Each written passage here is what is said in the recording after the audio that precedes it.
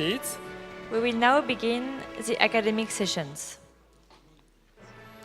It is my pleasure to introduce the chair of today's first keynote lecture session. The session will be chaired by Dr. Tomescu Hato. So Dr. Tomescu Hato, Executive Vice President for International Affairs at the Institut Pasteur, is a distinguished international public policy expert. She earned her PhD in international relations from Sciences Po Paris and later served as associate professor there. She has also held several roles overseeing international cooperation at the French Ministry for Europe and Foreign Affairs, INSERM, and Higher National Defense Studies. Now, Dr. Tomescu Hato, the floor is yours. Thank you very much, Paul. Thank you very much, Mathilde. So I'm very glad to chair this first session, this first plenary lecture, if I may say. And I would like to invite our special guest, Professor Carla Saleh,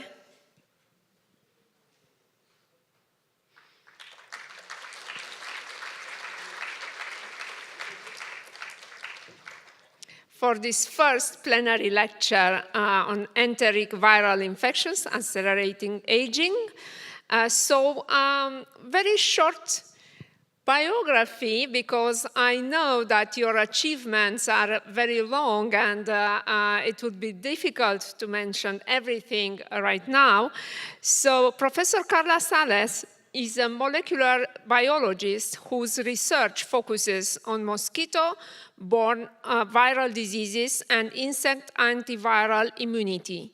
Originally from Argentina, she completed her postdoctoral studies at the UCSF before founding her own laboratory at the Institut Pasteur, where she's now serving as chair of the Department of Virology and director of LabEx, IBAD. Her pioneering work on virus-host interactions in insects has earned her numerous awards, including from the French Academy of Science. Professor Saleh is also dedicated and advocating for gender equity and diversity in science. So, dear Carla, I'm very happy to introduce you, and I'm going to let you the floor for the lecture.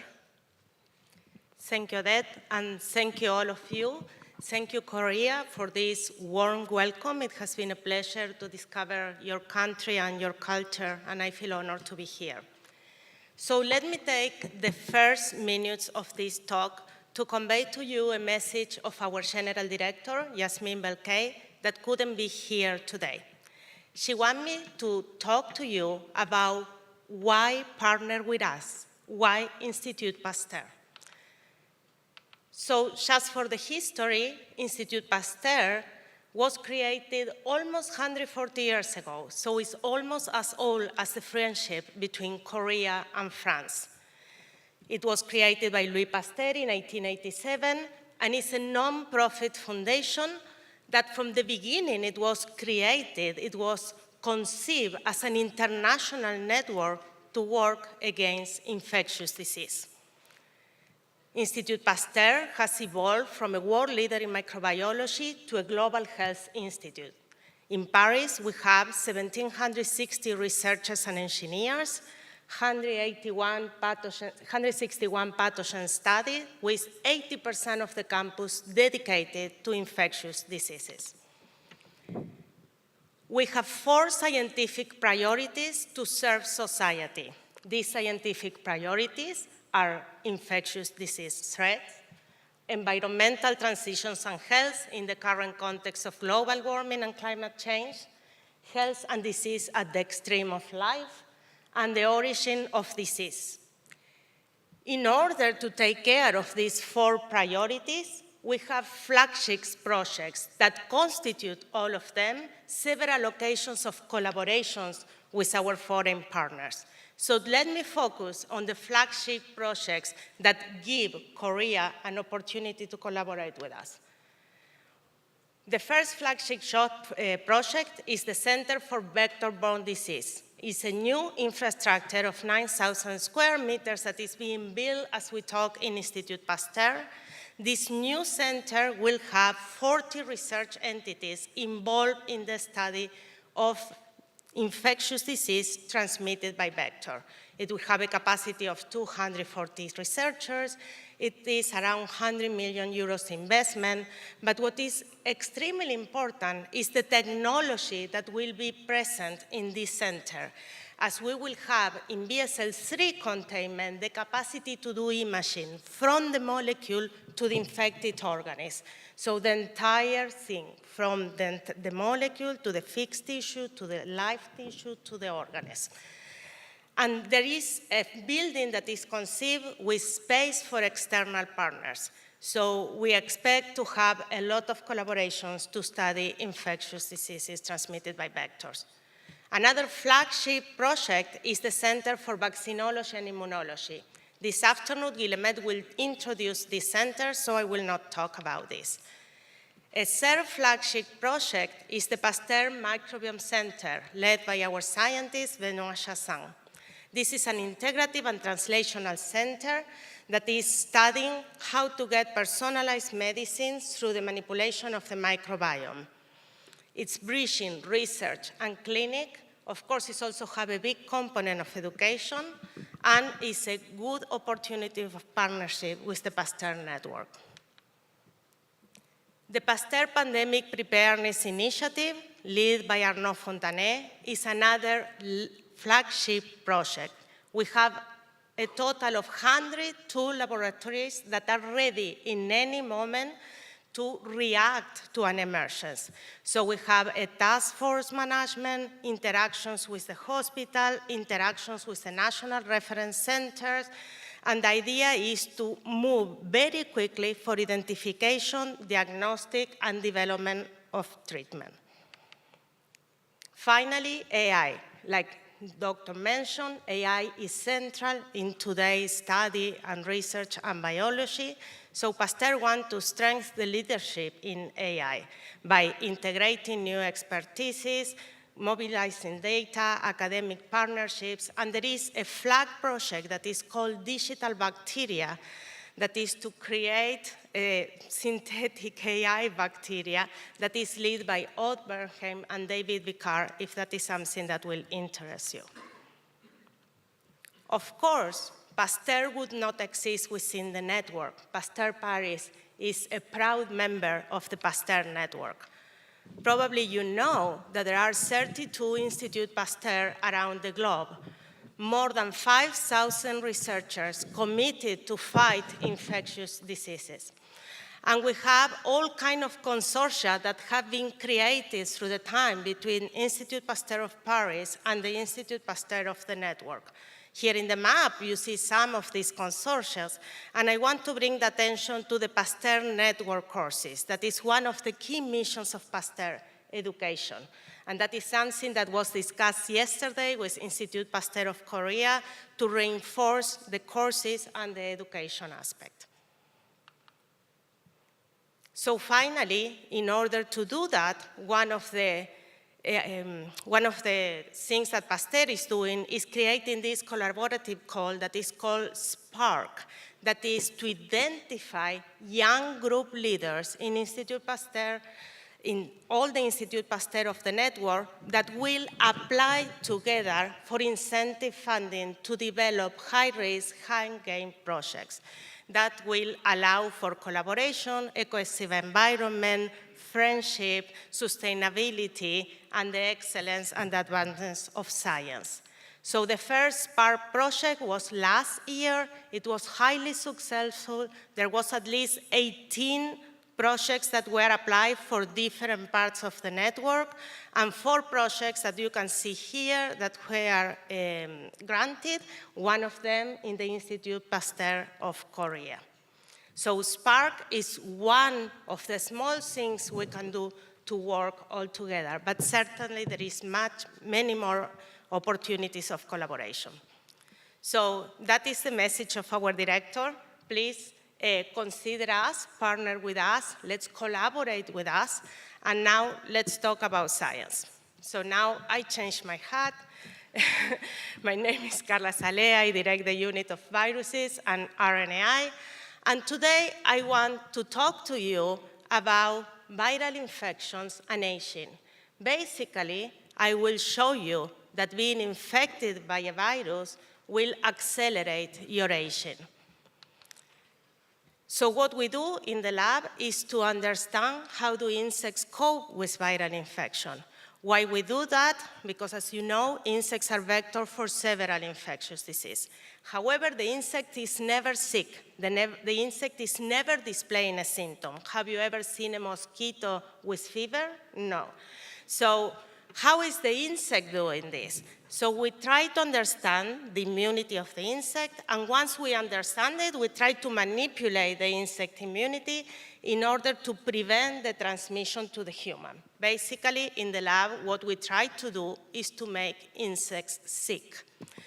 To understand that, we use as a model, first let me tell you that, how do insects cope with viral infection? That is very interesting. We were talking that you have never seen a mosquito that is sick. How is this possible? When a virus gets in an insect, you could have basically 3 outcomes for an infection. There could be a lethal infection. That means that the host will succumb to the infection. It will not resist. It could happen the contrary, that the immune response is so strong that you will clear the viral infection. In insects, that is very difficult to observe. And finally, we have an intermediate situation that is called persistent infection.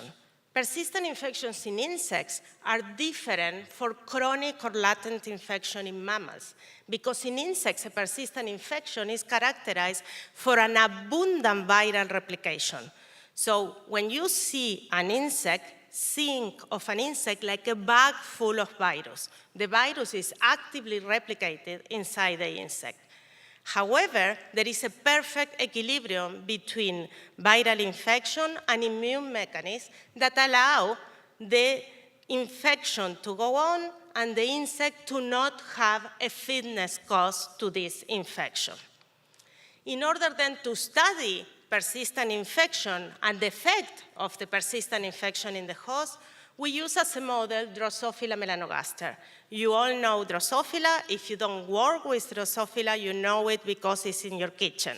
So it's this tiny little fly. It's an excellent model for biology.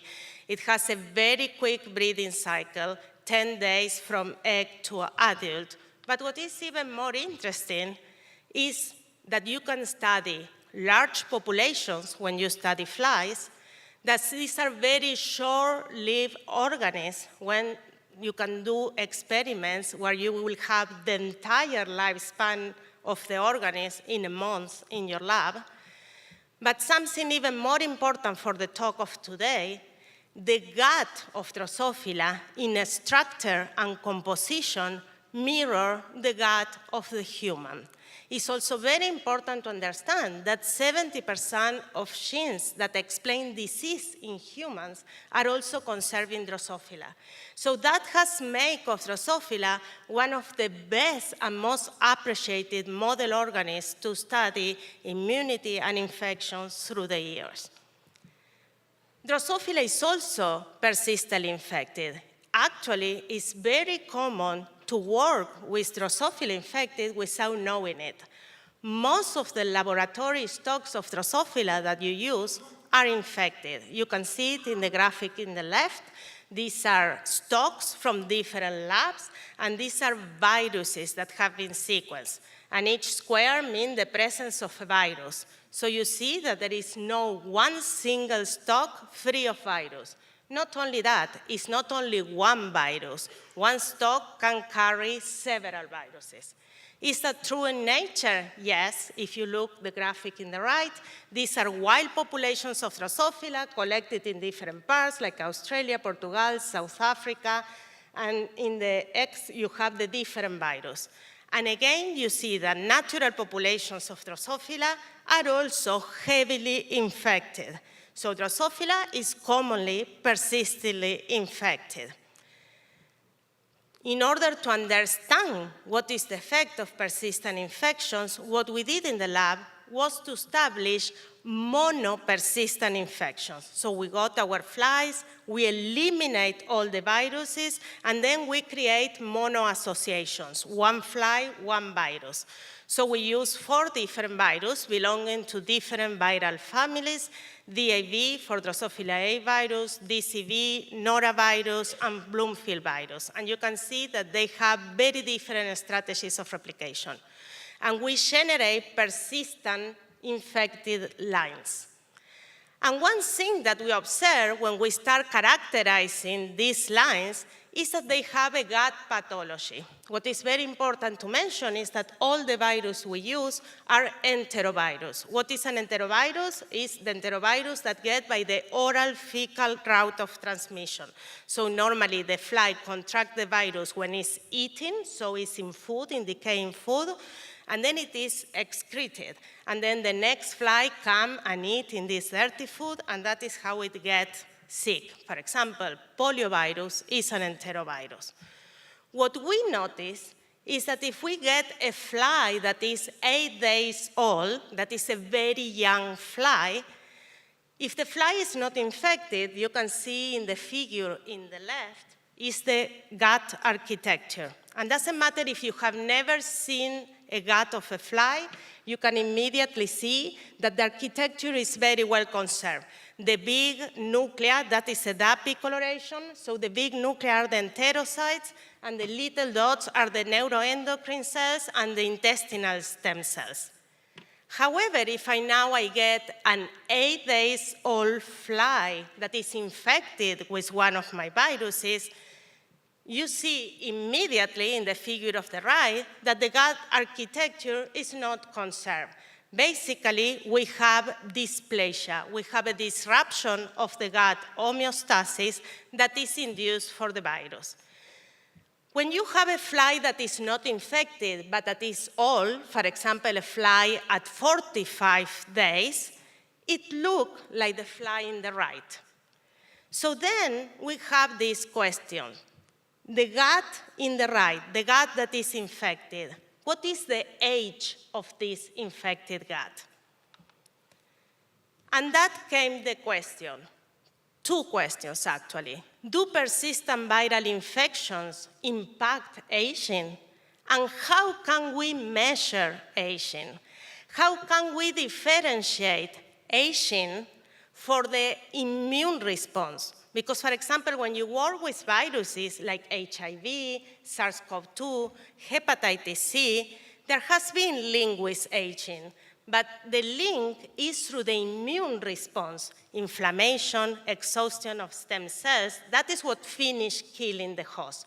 But in this case, we wanted to know if there was a direct relationship between infection and getting old.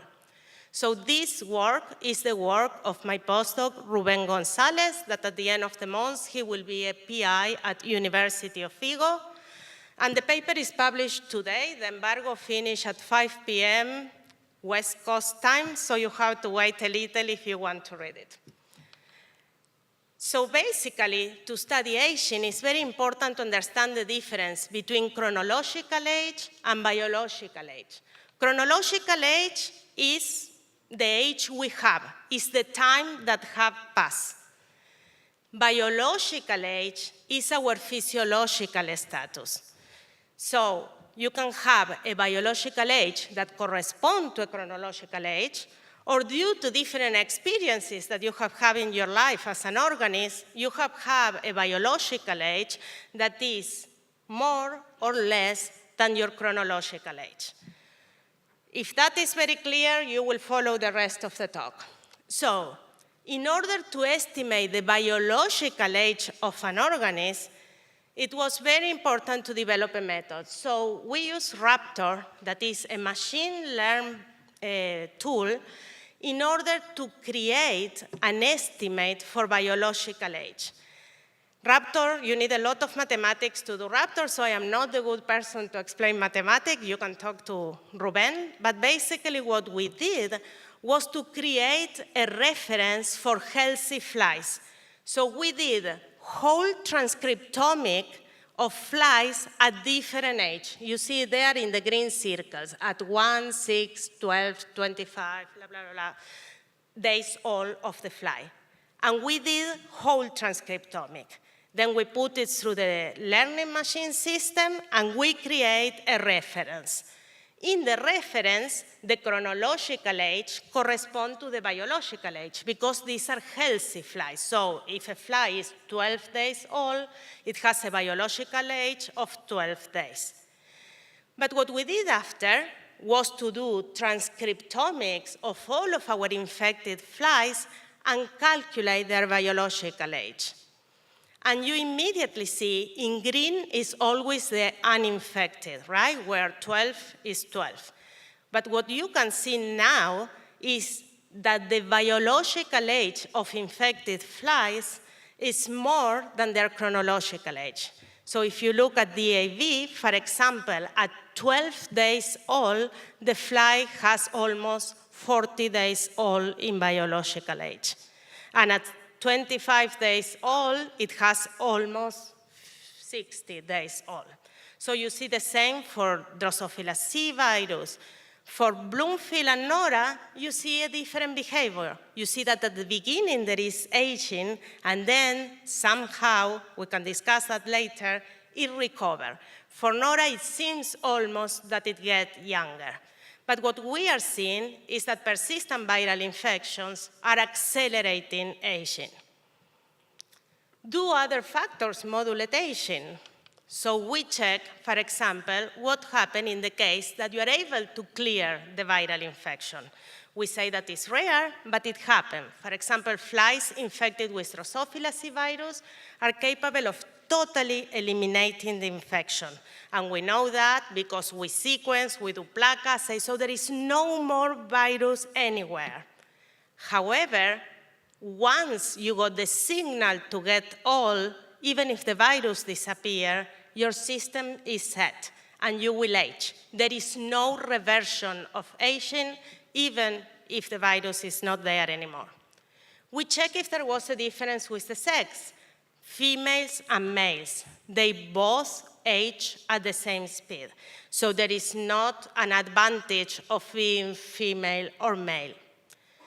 We also check what happened with the microbiome, because there are a lot of studies that link microbiome and gut integrity to use. And what we did was to calculate the biological age of flies that carry Wolbachia. Wolbachia is an endosymbiont. It's very famous because it's a bacteria that if you put inside mosquitoes, then the mosquito will be refractory for viruses like dengue or Zika, and you will stop the spread of arboviruses. But the bacteria, the Wolbachia that is used in mosquito, comes from Drosophila, right? It's very common to have Wolbachia in Drosophila. And what we notice is that when we have Wolbachia, the aging is much slower. Or saying another ways, changes in the microbiome could stop you from aging. Then we wanted to check, that is whole transcriptomic, right? But we wanted to know if the hallmarks of aging were affected in our infections. So we have hallmarks of aging that have been studied, like for example, telomere attrition is one of the most characteristic aging things. Instability, proteolysis, mitochondrial dysfunction, et cetera, et cetera. So we have different pathways, and we have also different organs, because these are enteroviruses. But we all know that enteroviruses don't stop at the gut. They will always find their way out. So in order to study pathways and tissues, let me explain a little the table. Just look at colors. It will be the most easy way. What we did was to calculate the ratio between biological age and chronological age. If it's red, it means that there is accelerated aging, and if there is green, there is a slow aging. So the first column, it will always be the uninfected as a control, and then are all the viruses, and we consider that at a very early in chronological life, mid-chronological life, and late chronological life. And what you can see, first of all, is that depend a lot on the virus, right? So aging will be in a certain way virus-specific. However, you will see that things like telomere attrition will be common across viruses, and you see the red everywhere, or the genome instability. So the hallmarks of aging are conserved during the viral infection. And of course, the tissues driving the aging are the intestine, the gut, and the fat body. The fat body in the fly, it would be kind of a liver in humans, and is a central factor for metabolism. So what you are seeing here is that gut integrity and metabolism are also very important drivers of aging. And then we have this blue one that is very interesting because are all the human homologs between Drosophila and the human homologs with Drosophila. And what you can see is the same pattern, right? You can see that there is more red. So basically, the genes that are activated and that drive aging when you are a fly are the same genes that are probably driving aging when you are a human. But of course, we were talking of enteric viruses, and now we are seeing a systemic effect. So we wanted to know if the virus was disseminating. And what you can see here, you can follow the trajectory across the tissues. We choose the gut, the body, the head, and the ovaries. That is for DAV, or Drosophila A virus. And you see that the virus really get out of the gut and reach the other organs. So now we can make our transcriptional clock. That is what we have been working with. This Raptor system is a transcriptional clock, doing a specific transcriptomic for tissue. So what we did, again, was a time series, so flies infected at different age. But now we did the transcriptomic, only in the gut, only in the body, only in the head, and only in the ovary. And what you notice immediately is that all the organs are aging faster. The tissues are aging faster when they are infected. And that is done with another mathematical model. We just wanted to be sure that Raptor was reflecting reality. So we developed another model that is called elastic nets, and is what is using now in aging biology. And you see that we have the same results. So when you analyze transcriptomics, it's very nice, but at the end of the day, it's mathematics and numbers. So you always want to see a phenotype. And we all know that when you get old, you lose the gut barrier integrity, and that is one driving of death, right? As soon as you lose your gut barrier integrity, you will die. In Drosophila, there is an assay that is called the SMARF assay, where you feed the Drosophila a blue dye. If the intestine, the barrier, is okay, the blue will remain only in the belly, like in A left. But if your gut barrier is getting problems, or it's getting broken because you're getting old, the dye will get out, and the fly will get all blue, like you see in the right, and that is what is called a SMARF fly. You can also do SMARF in mice if you're interested. So what we did was to recover transcriptional data of SMARF flies. SMARF is considered to be the last moment where you are alive. So that signals frailty. When you are SMARF, you will die. There is no reversion for SMARF. And then what we did was to take flies that were SMARF and the matching flies in age that were non-SMARF. And we measured the biological age of the SMARF flies. And you can see that all the SMARF flies are older than the counterpart.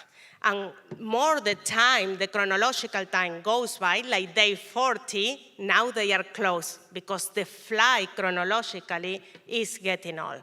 So everything that the transcriptomic is showing us we can also see it at a phenotypic level. We also show that aging correlates with pathogenicity. The more pathogenic is the virus, the faster you will age. So all of that allows us to postulate that aging is more than just a biological process. We believe that in invertebrate populations, aging is working as a higher order immune response. Why? Because when you have a population of flies, it's not like humans. It's a lot. And it's a minority of flies at the end of the day that will get infected. But because they will age faster, they will disappear for the population faster. And in this way, the death of the infected fly is protecting the rest of the population for viral spread. So we postulate that infection-induced aging in invertebrates could represent a higher order of immune response that eliminates the infected individual before the pathogen can fully adapt. Of course, that is also open the door to a lot of pathways that could be druggable and that could be used in humans in order to reverse aging generated by viral infection. So with that, let me thank my entire lab, Ruben Gonzalez that I mentioned, my almost no postdoc anymore, all my collaborators, our funding during the years, and all of you for your attention. Thank you.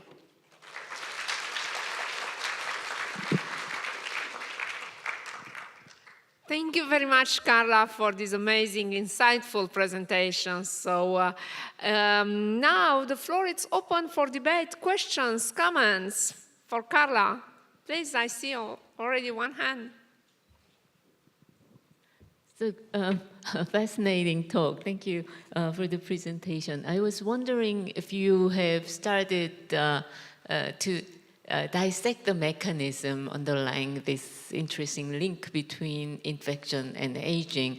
Do you think you can do genetic screening using this model to identify the genes that are responsible for the link?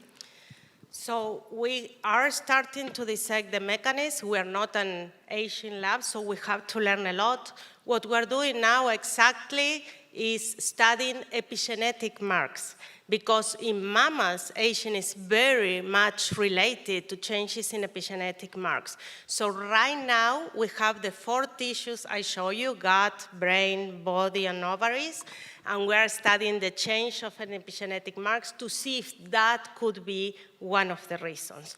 We are also trying to do GWAS, just to see if we can get or pinpoint some gene that will be responsible in the presence of the virus of this aging process.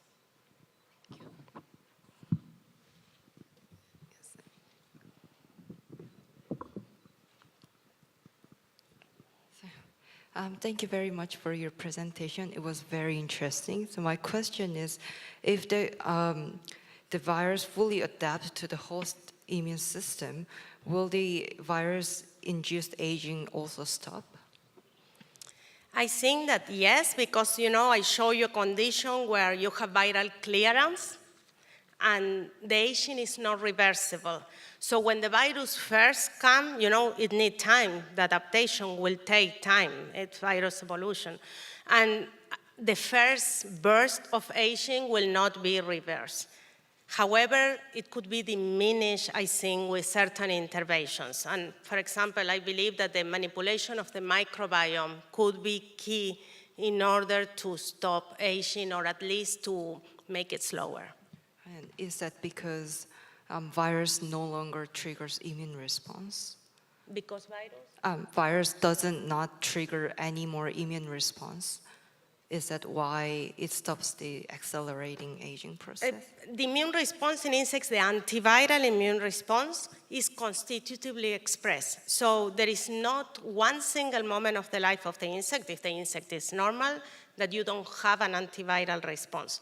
But is an antiviral response different than us? Insects only have innate immunity, not adaptive immunity. is based on RNAi, so in the cleavage of the viral genome. And what it does is to control the amount of virus, but never eliminate the virus of the system. So in a certain way, the immune system is allowing the persistent infection to happen. Thank you very much. Yes, I think I see another question here, please.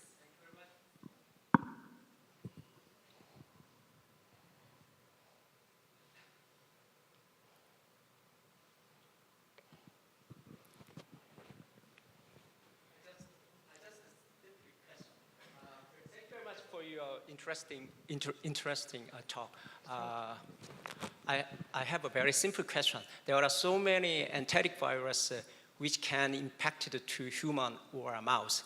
So do you think is there possible that these kind of the enteric virus can accelerate in mouse or human? I wish, because after doing this, now I am convinced that each time I have a bug in my intestine, I am getting older, right? And I cannot afford it anymore. So I wish that we could kind of develop some kind of pan-viral oral infection thing. But that is why the Institute Pasteur of Korea exists, to find this. Thank you. Thank you. Maybe we can have 2 more questions. We have a similar experience with mouse model.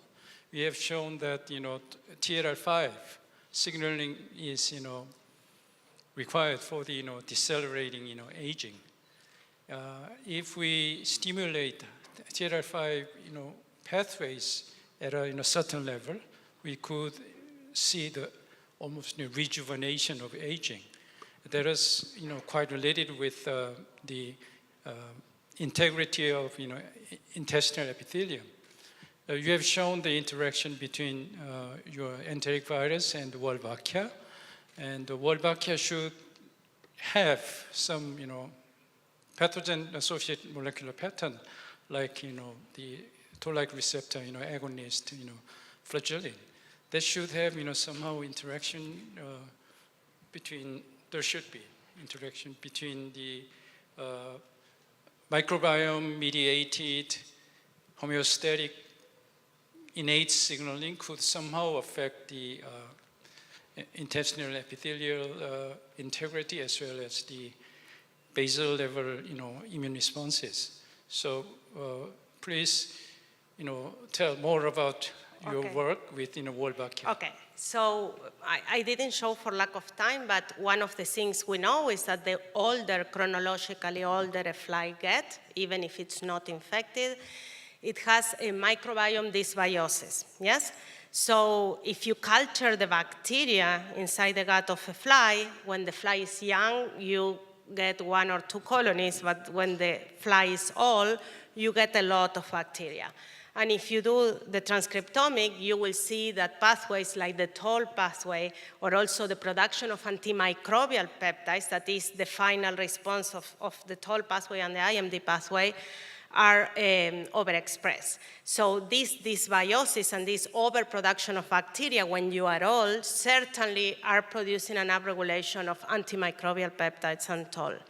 At the same time, in Drosophila, Toll is totally related to development. So you need to find, it's a very fine line to disentangle infection from development. Okay, I think we have one last question, please.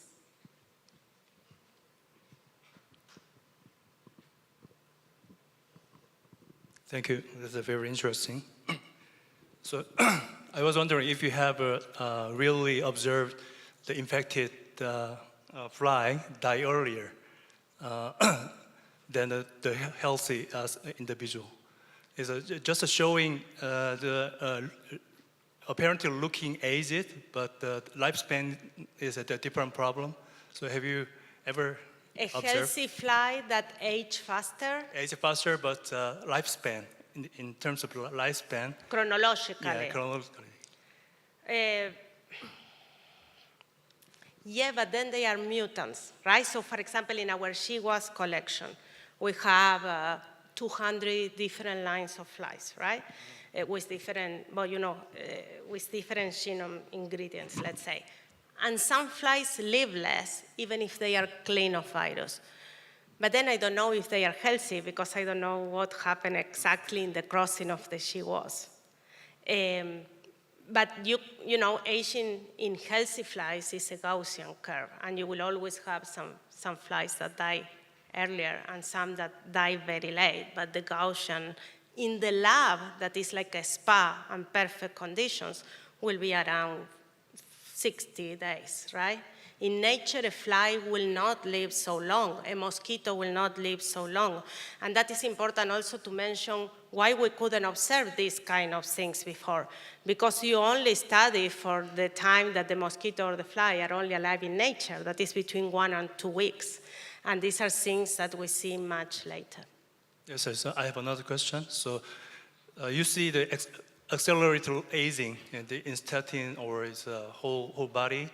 It would mean the active depending mechanism of the host to prevent the further spread of the viral infection. So do you have real direct evidence to prove that, or you're just assumption?